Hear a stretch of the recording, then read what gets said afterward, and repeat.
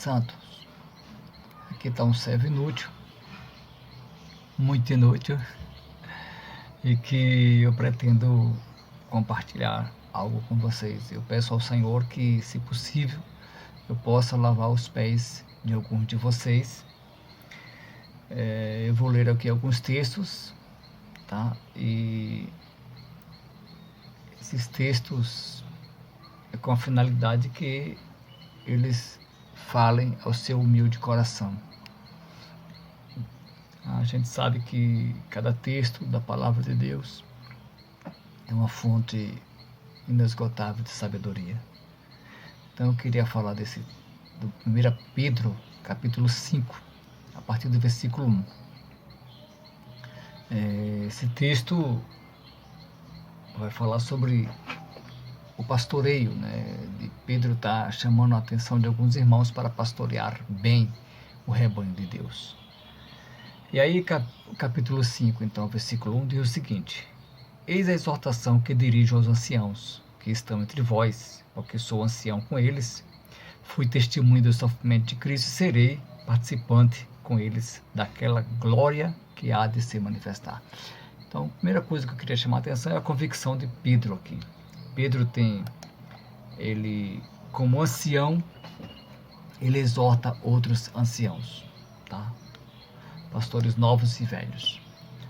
Ele diz que foi testemunho de Cristo e nós sabemos, quando lemos as Escrituras, percebemos isso. No Novo Testamento todo a gente vê que Pedro estava lá presente com Cristo. E ele diz que ele fala com muita convicção que vai participar da glória que há de se manifestar. Amém? E esta glória que há de se manifestar, Pedro irá estar presente, irá receber juntamente com todos os demais anciãos com ele. Amém? Segundo versículo, ele fala: velai sobre o rebanho de Deus, que vos é confiado. O rebanho é confiado a você. E o rebanho é de alguém e foi confiado a você. Ele diz: tende cuidado dele, não constrangidos, mas espontaneamente. Rebanho, pastorei espontaneamente, não por amor de interesses sórdidos, mas com dedicação. Então, pastorear o rebanho, que é de Deus, e ele confiou a você. Não se constranja com o que as pessoas pensam de como você está fazendo o teu pastoreio. Apenas siga a direção que o Espírito Santo está te dando. Se há uma direção que o Espírito Santo está te dando, segue ela. Essa é a direção certa. Amém?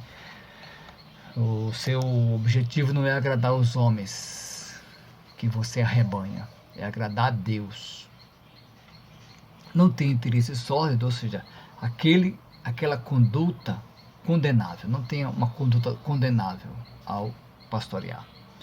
E seja dedicado, porque você está fazendo é para Deus e não aos homens. Tá? No versículo 3, ele diz assim: não como dominadores absolutos sobre as comunidades, ou seja, sobre as ovelhas que vos são confiadas. Mais uma vez o versículo diz: as ovelhas que lhes são confiadas, tá? Mas como seja modelo do rebanho. Seja modelo do rebanho. Então, não seja dominador, o texto diz, e o que você está fazendo deve ser feito para Deus e não para agradar os homens. E aí, se é para Deus, tá? Se é para Deus, seja modelo do rebanho. O versículo 4 diz o seguinte: e quando aparecer o Supremo Pastor, receberei a coroa imperecível de glória. Amém? É uma coroa imperecível, tá, para você. Você será bem recompensado por Deus por ter cuidado bem do rebanho. O rebanho é dele. Aleluia. Versículo 5 diz o seguinte: semelhantemente vós outros que sois mais jovens, presbíteros mais jovens, pastores jovens, sejam submissos aos pastores mais velhos, aos pastores que são anciãos, tá? Sujeitem-se a eles. Eles estão dedicando, estão dentro desse contexto, cara, então sujeitem a eles. Todos vós, em vosso mútuo tratamento, revestivos de humildade, porque Deus resiste aos soberbos, mas dá a sua graça aos humildes. Tá? Então, pastores jovens, sujeitem-se aos pastores mais velhos.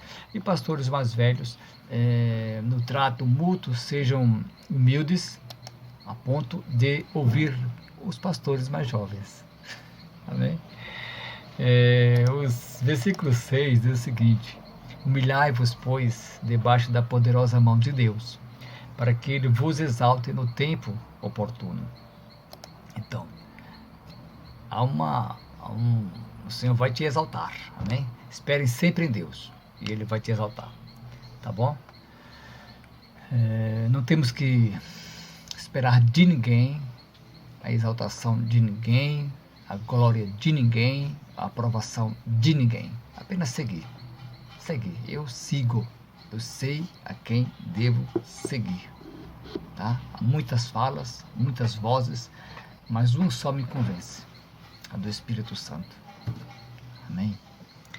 E a gente tem que ouvir a voz do Espírito Santo. Essa voz do Espírito Santo pode até ser através de um desses anciãos, destes jovens pastores, e de um irmãozinho, uma ovelhinha que acabou de se converter.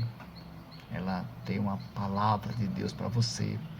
Cara, o Espírito Santo é tremendo, ele faz coisas assim impressionantes, que nos impressiona. Um outro texto que eu queria chamar a atenção, nós como pastores e líderes, é de Provérbios 27 e 23. Ele diz o seguinte: procura conhecer o estado das tuas ovelhas. Põe o teu coração sobre os teus rebanhos. Tá? Então, tem sido tempos difíceis, esse que nós temos vivido, mas a nossa certeza é que nós estamos em Cristo, estamos em Deus. Amém? Declara isso, que você está em Cristo e de fato esteja. Você sabe, então, como está a condição espiritual, emocional, física de suas ovelhas? Que o próprio Deus da paz vos santifique integralmente. O texto lá de 1 Tessalonicenses 5:23. Que o Deus da paz vos santifique integralmente, tá? Integralmente. Que todo o vosso espírito, alma e corpo sejam mantidos irrepreensíveis na vinda de nosso Senhor Jesus Cristo. Então, algumas ovelhas, é uma pergunta, algumas ovelhas, elas são descartáveis porque se feriu no deserto ou se machucou nas pedras? Pastor, qual o estado das tuas ovelhas? Aqui o versículo lá de Atos 20, versículo 28, diz: atendei por vós e por todo o rebanho sobre o qual o Espírito vos constituiu bispo, para pastorear a igreja de Deus, o qual ele comprou com seu próprio sangue. Então tenha cuidado de você e das suas ovelhas. O Espírito Santo te constituiu bispo, foi ele quem te constituiu, e as ovelhas foram compradas com o sangue de Jesus. Amém? Procura-te então, 2 Timóteo 2,15, apresentar-te a Deus, aprovado como obreiro que não tem de que se envergonhar, mas que maneja bem a palavra da verdade. Amém? Eu entendo que sou um irmão em Cristo, e pensando assim, eu sou irmão de todos os que estão em Cristo. Todos aqueles que também são irmãos de Jesus, também são meus irmãos. Amém? Sirva de boa vontade. Faça o que Jesus faria com as suas ovelhas. O verdadeiro pastor de ovelhas cuida das ovelhas de Jesus. As ovelhas não é nossa, é dele. Então, pastores, com seu coração livre de qualquer ganância, ore por outros pastores. É até isso, né? A gente precisa orar pelo pastor que está próximo conosco, ou que pastoreia conosco, ou os pastores que estão servindo ao Senhor em algum bairro próximo nosso, ou na rua, né? É importante que você ore por eles, abençoe eles, para que eles prosperem, para que eles progridam, para que eles saibam cuidar bem das ovelhas, em nome de Jesus, tá? Então ore por eles, para que eles acertem, para que eles façam bem o serviço, que eles possam servir bem ao Senhor, porque servindo bem ao Senhor, poderão servir bem as ovelhas que lhes são confiadas. As ovelhas que lhes são confiadas são todas aquelas que chegam até Ele,